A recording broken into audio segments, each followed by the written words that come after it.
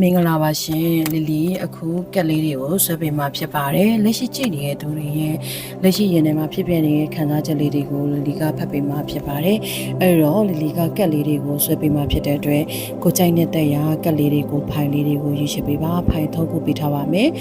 နောက်မှာဖိုင်တစ်ခုချင်းစီဖော်ပြပေးမှာဖြစ်ပါတယ်အခုလက်ရှိမှာပေါ့နော်တင်းရဲ့စိတ်ထဲမှာဘာတွေဖြစ်ပြနေရလဲဆိုတာကိုလီလီပြောပေးမှာဖြစ်ပါတယ်ရှင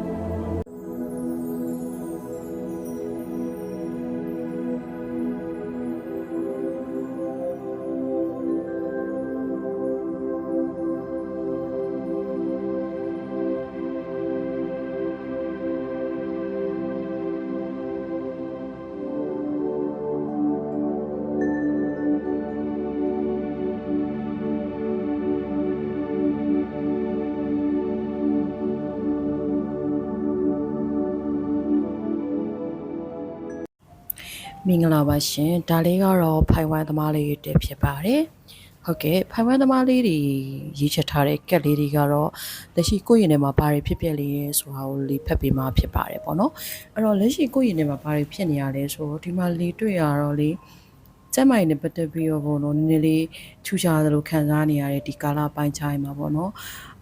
နောက်ပြီးတော့လေကိုရဲ့ဒီဘယ်လိုပြောနောက်ဖြစ်လာမယ့်အရာတွေကိုနည်းစိုးရိမ်ပူပန်တော့ကားတွေရောက်နေရမျိုးလေးတွေ့ရတယ်ကျမကြီးနဲ့ပတ်သက်ပြီးတော့နှစ်ချူကြသလိုခံစားရတယ်ကိုကအသက်ရှိရှိရောနေရပါမလားဒီလိုကျမကြီးတွေချူကြနေရောအဆင်ပြေပါမလားနောင်ရေးတွေလည်းစဉ်းစားနေရမျိုးတွေတွေ့ရတယ်ပြီးတော့ကိုရဲ့ဒီလုပ်ငန်းနဲ့ပတ်သက်ပြီးတော့နည်းနည်းလေးဒီကာလပိုင်းခြားမှာအဆင်မပြေမှုတွေလင်းဟင်းမှုတွေနည်းနည်းလေးရှိနေရဖြစ်တဲ့အတွက်နည်းနည်းလေးစိတ်ကချောက်ချားစရာမျိုးလေးတွေအတိတ်နောက်ဖြစ်လာမယ့်အရာတွေကိုပေါ့နော်ကိုစိတ်ကနေပြီးတော့စိုးရိမ်ပူပန်တော့ကားတွေရောက်နေရမျိုးလေးတွေဖြစ်တတ်တယ်ပေါ့ဒါဒီလက်ရှိအတွေးပေါ့နော်ဒီလားဒါပေမဲ့ပုံမှန်ဆိုလို့ရှိရင်တော့ဒီဖိုင်ဝမ်သမားလေးတွေကအရန် strong ဖြစ်တဲ့သူတွေဖြစ်တယ်စူးစမ်းတယ်ပြီးတော့အောင်မြင်မှုပန်းတိုင်းကိုမရောက်ရအောင်သွားခြင်းတဲ့သူမျိုးဖြစ်တယ်အရန် active ဖြစ်တယ်ပေါ့နော်ဒါပေမဲ့ဒီချိန်ဒီကာလတွေမှာနည်းနည်းလေးကျမ်းမာရေးနဲ့ပတ်သက်ပြီးနည်းနည်းလေးချူချာနေရလဲဖြစ်တဲ့အတွက်ကိုယ့်ရဲ့လုပ်ငန်းလေးတွေကလည်းလက်ရှိမှာပေါ့နော်နည်းနည်းလေးအဆင်မပြေမှုတွေလင်းဟင်းမှုလေးတွေဖြစ်နေရများလာတော့စိတ်တက်လေးနည်းနည်းကျနေရလဲပါတဲ့အတွက်နောက်တစ်ချိန်မှာကိုကအဆင်ပြေနိုင်မှာမလားဒီလုပ်ငန်းနဲ့ပတ်သက်ပြီးတော့ကိုကရေရှည်ရောရပ်တည်နိုင်မှာမလားပြီးတော့ငွေကြေးနဲ့ပတ်သက်ပြီးငါရောနောက်တစ်ချိန်မှာအဆင်ပြေပါမလားဆိုတာအတွေးပေါင်းများစွာတွေတွေးနေရမျိုးတွေတွေ့ရတယ်လက်ရှိဖိုင်ဝမ်သမားလေးတွေကလီတွေ့ရတော့တယောက်တည်းနေတဲ့သူတွေပုံများတယ်ပေါ့နော်တယောက်တည်းဆိုတာကလက်ရှိမှာမိသားစုနဲ့ခွဲခွာပြီးနေရတာမျိုးနိုင်ငံရဲ့ချမှတ်နေရတာမျိုးအဲ့လိုတယောက်တည်းနေရတဲ့အချိန်မျိုးမှာကိုယ့်ရဲ့အတွေးတွေကအရန်အတွေးများနေရမျိုးတွေလက်ရှိမှာဒီမကောင်းဖြစ်နေရဖြစ်တဲ့အတွက်ကိုယ့်ရဲ့စိတ်တွေကလည်းစိတ်သက်ကြနေရမျိုးတွေခံစားရတယ်ဒီလက်ရှိကာလအပိုင်းခြားရက်အပိုင်းခြားလေးမှာပေါ့နော်ဒါပေမဲ့လီကပြောချင်တာဒီဖိုင်ဝမ်သမားလေးတွေကိုဒီအားပေးစကားလေးတခုပြောချင်ပါတယ်လက်ရှိဖြစ်နေတဲ့ကျန်းမာရေးအခြေအနေကခဏပါခဏနေလို့ရှိရင်ပြန်ပြီးတော့အဆင်ပြေကောင်းမွန်သွားလိမ့်မယ်ပြီးတော့ကိုယ်စိတ်သက်ကြနေတဲ့အရာလေးကလည်းတော့ကရောက်နေအရာတွေကလည်းနောက်တစ်ချိန်မှာအဆင်ပြေသွားလိမ့်မယ်ကိုကမွေးလာကနေရနေပြီးတော့ကောင်းမွန်စွာနေထိုင်ရမယ့်သူချမ်းသာကြွယ်ဝစွာနေထိုင်ရမယ့်သူအဆင်ပြေပြေနဲ့နေထိုင်ရမယ့်သူတယောက်အဖြစ်မွေးဖွားလာတယ်လို့တော့လီမြင်ပါတယ်အဲ့တော့ဒီကိုအသက်အရွယ်ပိုင်းခြားရနည်းနည်းကြီးလာတဲ့အခါမျိုးတွေမှာငွေကြေးနဲ့ပတ်သက်ပြီးလည်းအဆင်ပြေလာလိမ့်မယ်အလုပ်နဲ့ပတ်သက်ပြီးလည်းရေရှည်မှာရက်တည်နိုင်တဲ့အလုပ်တစ်ခုရသွားလိမ့်မယ်အဆင်ပြေသွားလိမ့်မယ်ရိုင်းဆိုမစွန့်ရင်ပါနဲ့ပြီးကိုယ့်ရဲ့မိသားစုကလည်းကိုယ့်ပေါ်မှာ support ကောင်းတဲ့ဆိုပုံစံမျိုးကိုလည်းတွေ့ရပါတယ်ပေါ့နော်အဲ့တော့ဖိုင်ဝမ်သမားလေးအနေနဲ့လည်းရှိအနေထားမှာကိုအရန်စိတ်တော့ကရောက်နေရမျိုးတွေစိတ်ပူပန်တော့ကရောက်နေရမျိုးပြီးကျမကြီးနဲ့ပတ်သက်ပြီးတော့စိတ်ထဲမှာခံစားနေရတာမျိုးဖြစ်နေရဆိုလို့ရှိရင်တော့လီယာအကြံပေးချင်ပါတယ်မကြခင်မှာကျမကြီးပြန်ပြီးတော့ကောင်းမလာလိမ့်မယ်ကိုစိတ်တော့ကရောက်နေအရာလေးကလည်းနောက်တစ်ချိန်မှာအဆင်ပြေလိမ့်မယ်ဆိုတာကိုလီကအကြံပေးချင်ပါတယ်ရှင်ဖိုင်ဝမ်သမားလေးတွေဖိုက်တီပါနော်မင်္ဂလာပါရှင်ဒါလေးကတော့ဖိုင်တူသမားလေးတွေဖြစ်ပါတယ်ဖိုင်တူသမားလေးမင်္ဂလာပါနော်အဲ့တော့ဖိုင်တူသမားလေးတွေကလက်ရှိမှာကိုယ့်ရင်ထဲမှာဘာတွေခံစားနေရလဲဘာတွေဖြစ်နေရလဲဆိုတာကိုလေးဖတ်ပေးမှာဖြစ်ပါတယ်လက်ရှိကိုယ့်ရင်ထဲမှာပေါ့နော်စိုးရိမ်ပူပန်စရာတွေရှိနေရမျိုးတွေလေးတွေ့ရတယ်ဝေချင်းနဲ့ပတ်သက်ပြီးတော့အလောက်ကနဲ့ပတ်သက်ပြီးအဆင်မပြေမှုတွေများနေရဆိုတဲ့ပုံစံမျိုးကိုလေးမြင်တယ်ငွေကြီးမှာကလက်ရှိမှာကိုရဲ့ဝင်လာတာနဲ့ထွက်တာနဲ့ကလုံးဝပဲမြနေတယ်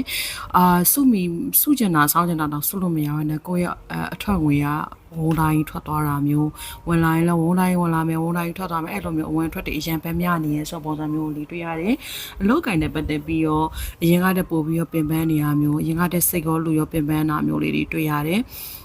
ဒီမှာလေးတွေ့ရတာလေအလောက်ကင်နဲ့ပတ်သက်ပြီးလ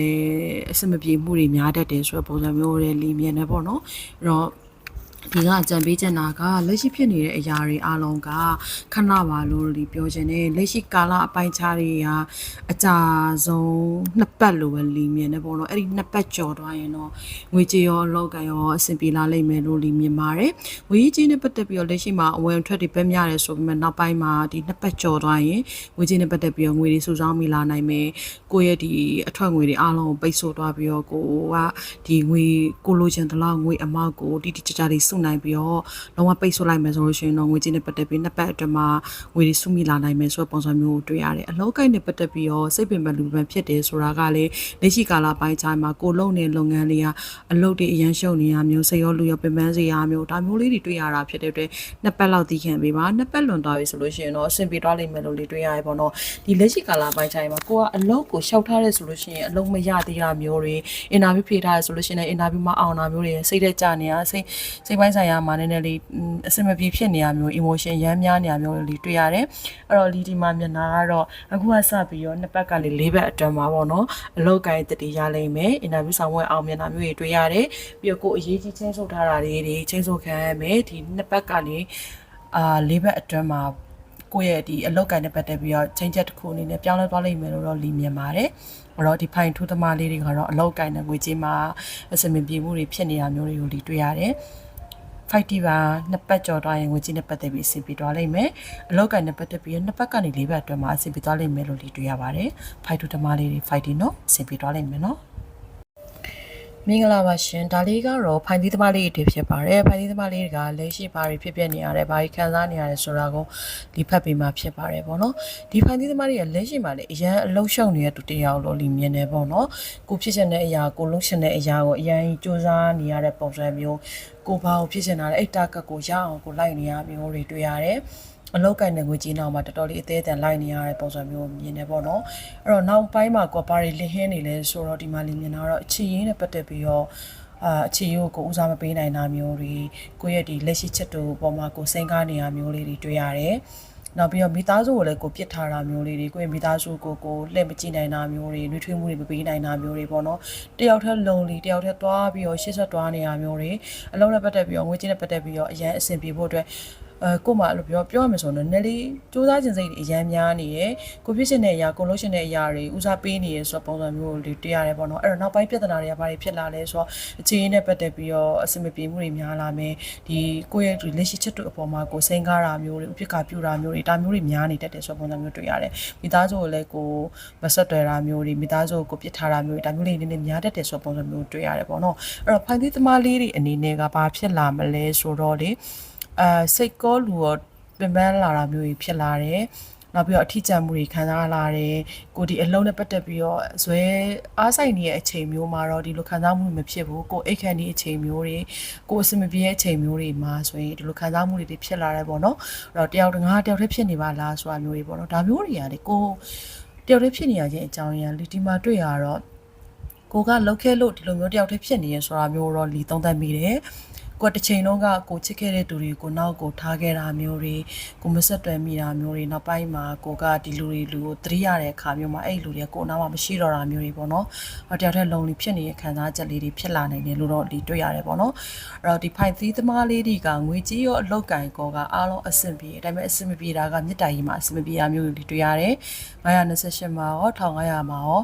ကိုနည်းနည်းလေးပေါ့နော်ကင်းကွာနေတဲ့ပုံစံမျိုးတွေလီမြင်နေပေါ့နော်အဲ့တော့ပြောမယ်ဆိုရင်ကိုကဒီလူတွေအားလုံးအပေါ်မှာချစ်ချင်းမြတ်တာကြီးမပေးခဲ့မိတလို့ဖြစ်နေတဲ့အချိန်မှာကိုချစ်ချင်းမြတ်တာကြီးပြန်ရဖို့ကိုကလည်းမရတာမျိုးတွေတွေ့ရပေါ့ဒါကလေကိုကအဲ့ချစ်ချင်းမြတ်တာကြီးကိုမပေးတာမို့ပြီးချိန်မရတာမျိုးတွေတွေ့ရတယ်ပေါ့နော်အဲ့တော့ကိုကဒီလိုမျိုးတွေအခုလောလောဆယ်မှာလှုပ်ခဲ့နေပြီလားဒါဆိုရင်ကိုကတစ်ဖက်ကိုပြန်ပြီးချစ်ချင်းမြတ်တာကြီးပေးပါကိုရဲ့မိဘတွေရောကိုရဲ့မိသားစုရောနောက်ပြီးကိုရဲ့ချစ်တဲ့ကိုရဲ့ချစ်တူပေါ့နော်နောက်ပြီးကိုချစ်တဲ့ကိုရဲ့မိတ်ဆွေတငယ်ချင်းအပေါင်းအသင်းပေါ်မှာလည်းကိုမေတ္တာတရားကြီးပေးပါဆိုတာမျိုးလေးပြပေးထားတယ်နောက်ပိုင်းမှာအဲ့လူတွေနဲ့ဝေးကွာသွားနိုင်တဲ့မျိုးတွေလေးမြင်နေပေါ့နော်အဲ့တော့လက်ရှိမှာကကိုလုံနေတဲ့အရာလေးကအောင်မြင်နိုင်မယ်တဖြည်းဖြည်းချင်းတွားပါအရင်